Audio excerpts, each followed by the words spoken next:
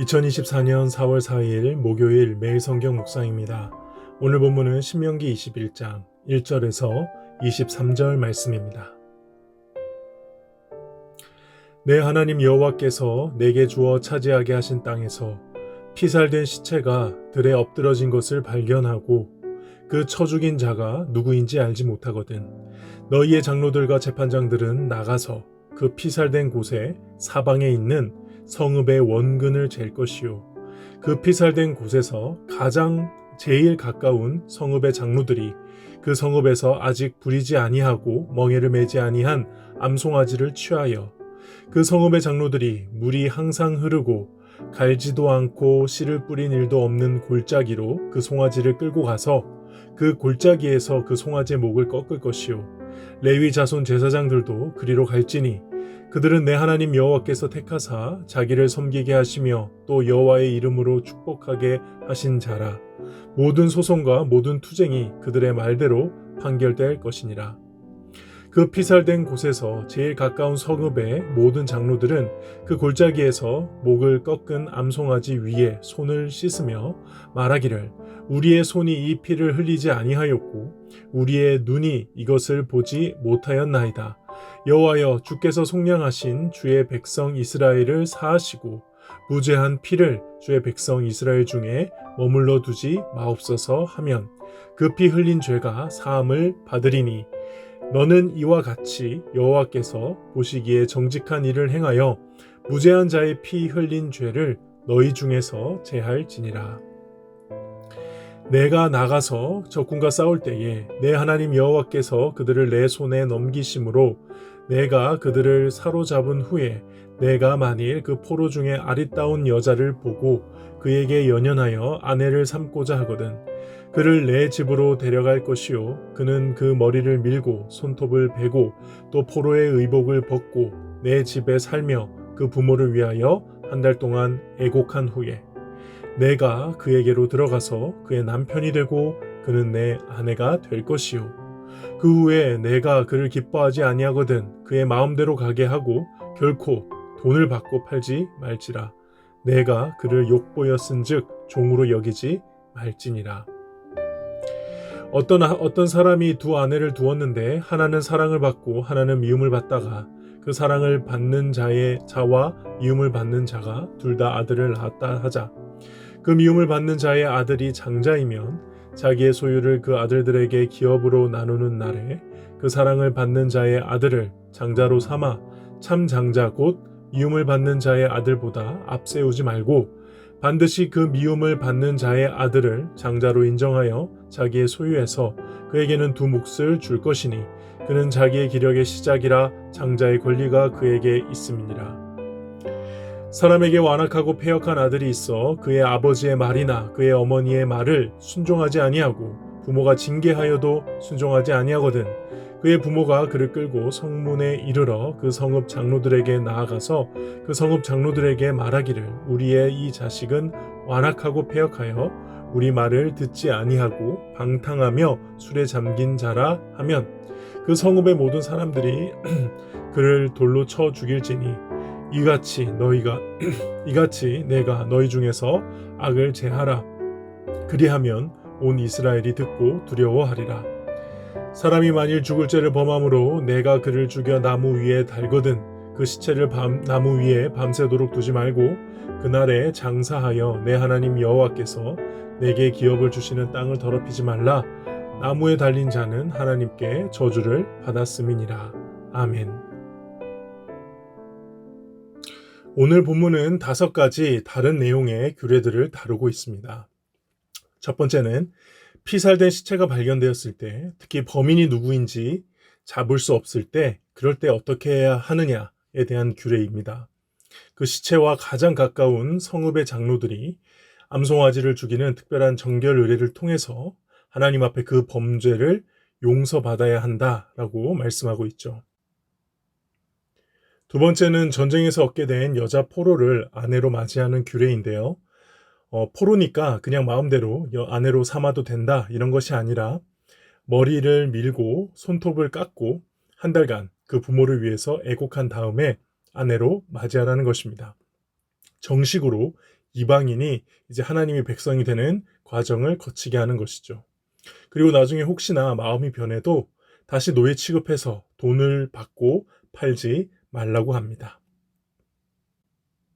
세 번째는 장자의 상속권에 관한 규례인데요. 어떤 사람이 아내가 2명인데 자신이 사랑하는 아내의 아들이 장자가 아닐 때, 다시 말해 자신이 미워하는 아내의 아들이 장자일 때 그 장자권을 함부로 바꾸지 말라고 합니다. 원래 장자는 다른 자녀들의 2배의 몫을 상속을 받게 돼 있는데 그것을 함부로 바꾸지 말라는 것이죠. 네 번째는 이제 완악하고 폐역한 아들을 어떻게 처리할 것인가에 대한 규례입니다. 그 부모가 그를 성문에 끌고 와서 장로들에게 고발하게 한 뒤에 돌로 쳐 죽이라고 말씀하죠. 그리고 마지막은 나무에 달린 시체에 대한 규례인데요. 어떤 사람이 사형에 해당되는 죄를 지어 죽었을 때에 종족 고대에서는 본보기로 나무에 달아놓곤 하는데 절대 밤이 될 때까지 나무의 시체를 달아놓지 말고 그날 안에 장사하라 라는 말씀의 규례입니다.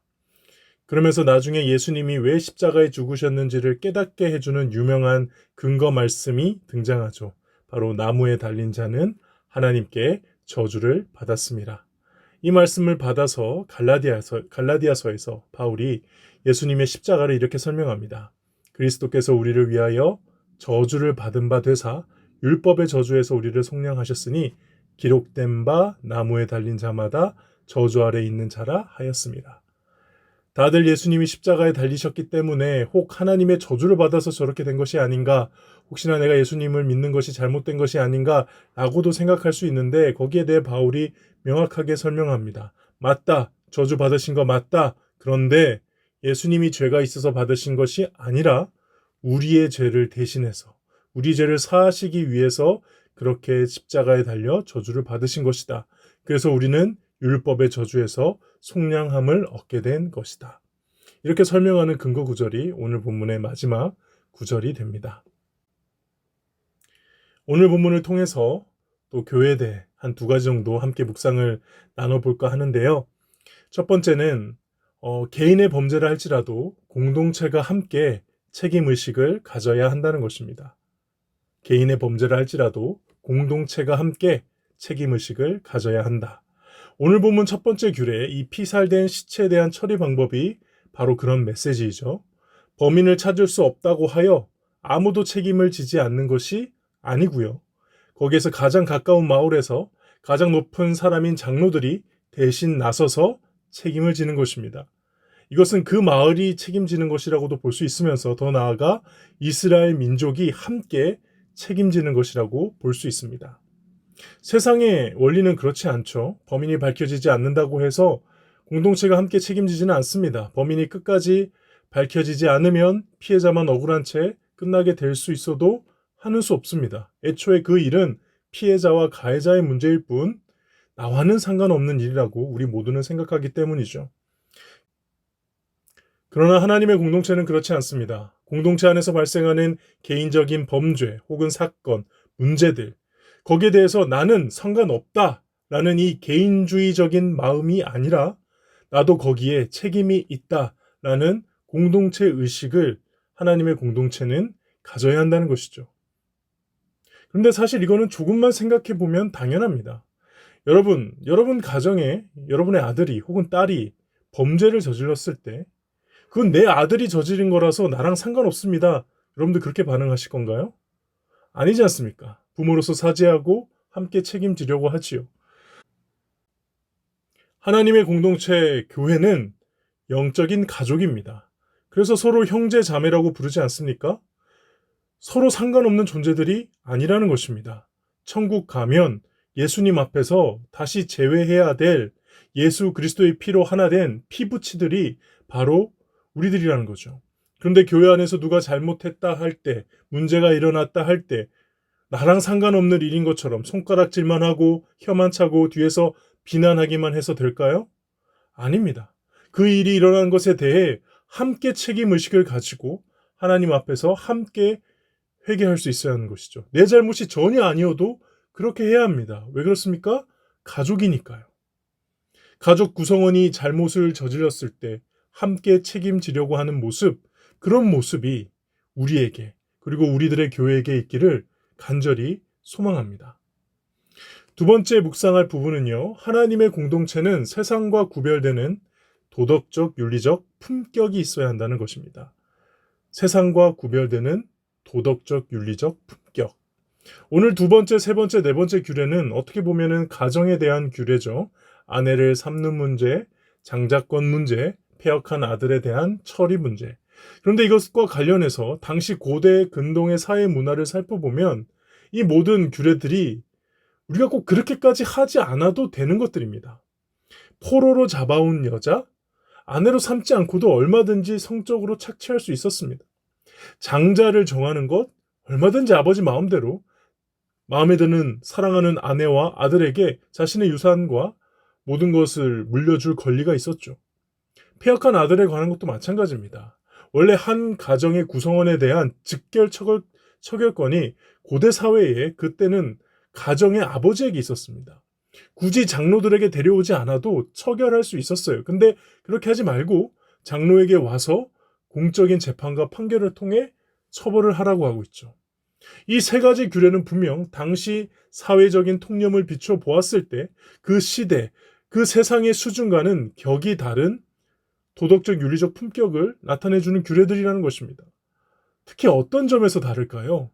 이 세 가지 규례의 공통점을 무엇이라고 할 수 있을까요? 저는 할 수 있다고 하여 함부로 다하지 않는 것, 권력을 남용하지 않는 것, 저는 거기에 있다고 생각합니다. 사랑하는 성도 여러분, 저는 교회에서 절대 하지 말아야 할 것이 있다고 믿는 것이 하나 있는데 바로 권한이 있다고 하여 그 권한을 다 쓰는 것입니다. 권한이 있다고 하여 그 권한을 다 휘두르는 것입니다. 이것은 구약이든 신약이든 하나님의 백성이 모인 하나님의 공동체와는 너무나도 어울리지 않는 모습입니다. 오히려 힘이 있을수록 절제하고 오히려 더 섬기기 위해 그 힘을 사용하지 않으려고 하는 것이 온 만물의 주인이심에도 인간의 몸을 입고 종의 형체로 오신 그 예수님을 따르는 길 아니겠습니까? 그런 면에서 오늘 이스라엘 백성들에게 명령하시는 이 규례들, 더 나아가 신약의 시대 새로운 이스라엘로 부름을 받은 저와 여러분 같은 그리스도인들에게도 명령하는 오늘 신명기 본문의 메시지, 바로 힘을 빼라는 것이죠. 세상이 하는 것처럼 다 누리려고 하지 마라. 주어진 권한 다 사용해서 너만의 유익을 구하지 마라. 약한 자를 돌보고 주님의 몸된 공동체를 먼저 생각하며 책임감을 가지고 동역자를 대하고 하나님 앞에서 하나님만을 경외하는 마음으로 겸손하게 살아라. 오늘 본문은 저와 여러분에게 그렇게 말씀하고 계시는 것입니다. 힘을 빼실 수 있기를 축복합니다. 가지고 계신 권한, 하나님을 위해서 다 사용하지 않으시기를 소망합니다. 기도하겠습니다. 하나님 아버지 감사합니다. 하나님께서는 저희에게 많은 것을 허락하셨습니다. 그 모든 것이 하나님으로부터 온 것임에도 불구하고 제 것처럼 마음대로 사용할 수 있다고 생각했다면 주여 용서하여 주시옵소서. 할 수 있다고 하여 다 하는 것이 아니라 무엇이 하나님의 뜻에 합한가를 먼저 생각하며 매사에 지혜롭게 선택하고 반응하는 주님의 자녀로서 오늘 하루를 살게 하여 주시옵소서. 예수님의 이름으로 기도하옵나이다. 아멘.